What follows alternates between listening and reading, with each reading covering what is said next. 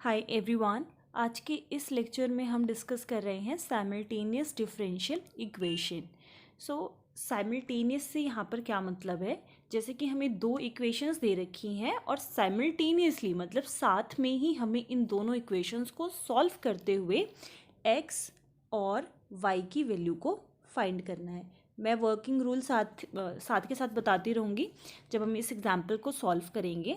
Let's say कि अगर differential equation ना दी हुई हो, एक सिंपल सी इक्वेशन मेरे पास है ax plus B Y is equals to C type की, एंड दूसरी इक्वेशन हम लेट कर लेते हैं dx plus E Y is equals to F. ये दो इक्वेशंस मेरे पास है और मुझे इन्हें सॉल्व करना है, मतलब बेसिकली मुझे x और y की वैल्यू निकालनी है।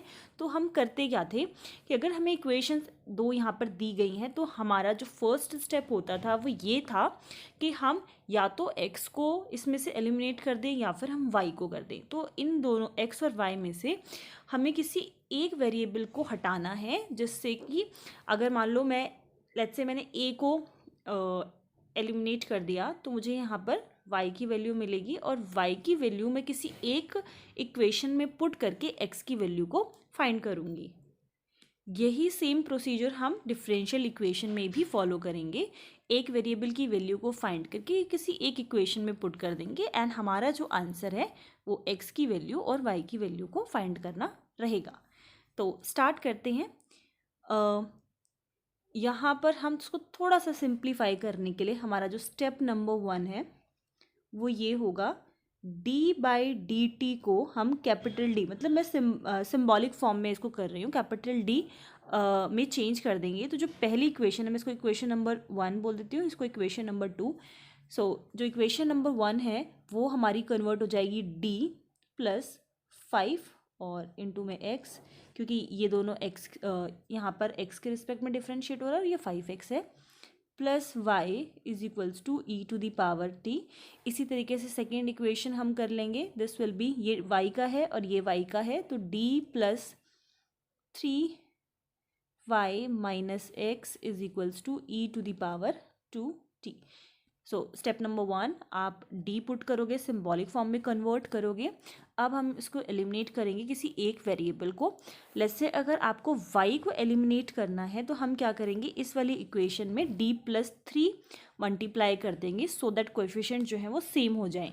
अगर आपको x को एलिमिनेट करना है तो हम इस वाली इक्वेशन में d प्लस 5 का मल्टीप्लिकेशन करेंगे सो दैट कोएफिशिएंट जो है वो इक्वल हो जाए और ये आराम से एलिमिनेट हो जाए। हमने क्या किया, पहली वाली इक्वेशन में d प्लस 3 मल्टीप्लाई कर दिया, सो यहाँ पर d प्लस 3 मल्टीप्लाई हो जाएगा, ये हो जाएगा d प्लस 3 और यहाँ पर आ जाएगा d प्लस 3।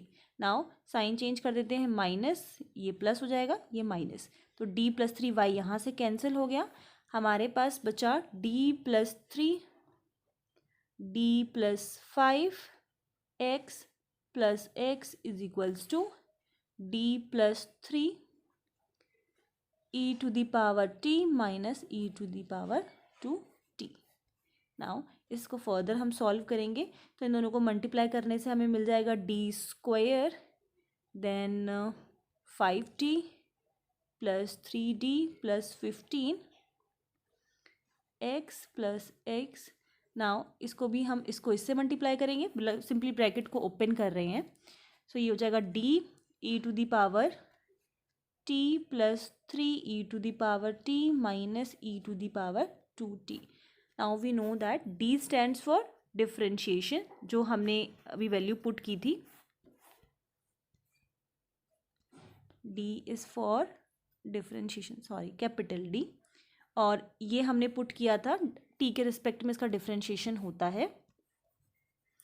तो जब हम इसे डिफरेंशिएट करेंगे विद रिस्पेक्ट टू टी, तो e to the power t का differentiation e to the power t ही हो जाएगा, plus 3e to the power t minus e to the power 2t। Now इसको हम ऐड ऑन कर देंगे, ये जैसे कि ये x जो है सब में मल्टीप्लाई हो रहा है, एक x बाहर भी है, तो 15x plus this x 1x जो है वो 16x हो जाएगा, और सिंप्लीफाई करने पे हमें मिल जाएगा d square plus 8d 15 plus 1 16 x इसको भी मैं ऐड ऑन करके लिख रही हूँ, 3 + 1 4, 4e⁻t। अब इस इक्वेशन से मुझे मिलेगी x की वैल्यू, क्योंकि y वेरिएबल को हमने हटाया है और वे क्या है फाइंड करने का।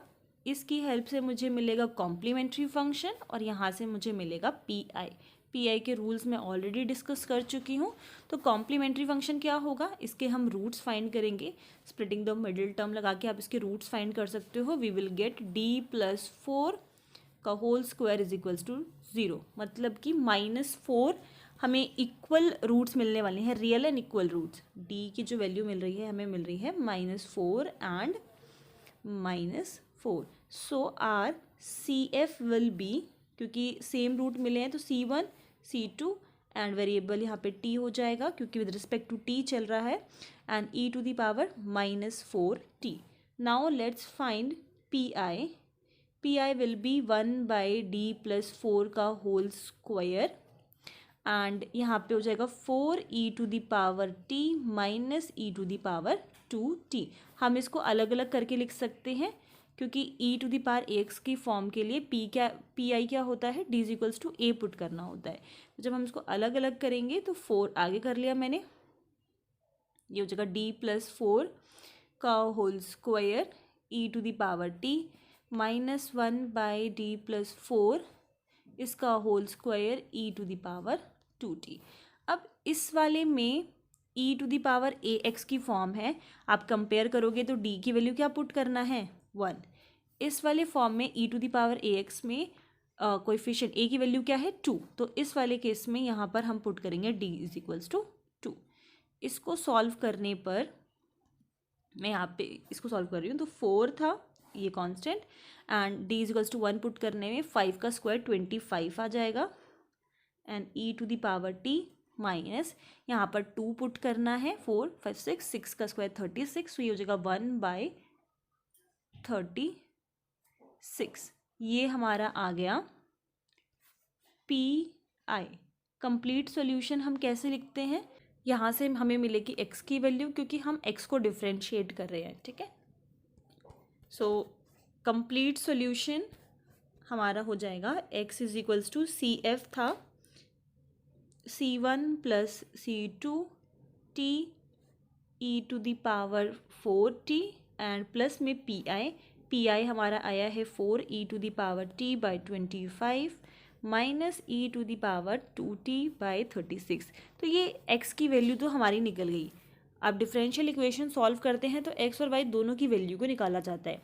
तो x की वैल्यू यहाँ तक आई है, अब हमें y की वैल्यू को कैलकुलेट करना है। तो जैसे कि मैंने आपको डिफरेंशियल इक्वेशन में बताया था कि हम क्या करते हैं, हमारे पास 2 इक्वेशन है, मुझे किसी एक वेरिएबल की वैल्यू मिलेगी तो हम किसी एक इक्वेशन में पुट कर देंगे।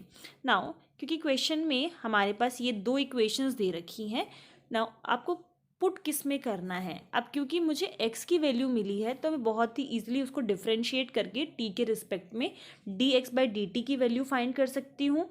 +5 x की वैल्यू हमने कैलकुलेट की है और e⁻t एज इट इज़ रहेगा, यहाँ से मुझे y की वैल्यू मिल जाएगी। मैं सेकंड में इसलिए नहीं पुट कर रही क्योंकि dy/dt की वैल्यू मुझे नहीं मालूम, हम y की वैल्यू को फाइंड कर रहे हैं, मुझे dy/dt नहीं मालूम है, इसलिए फर्स्ट इक्वेशन हमें हेल्प करेगी y की वैल्यू को फाइंड करने में।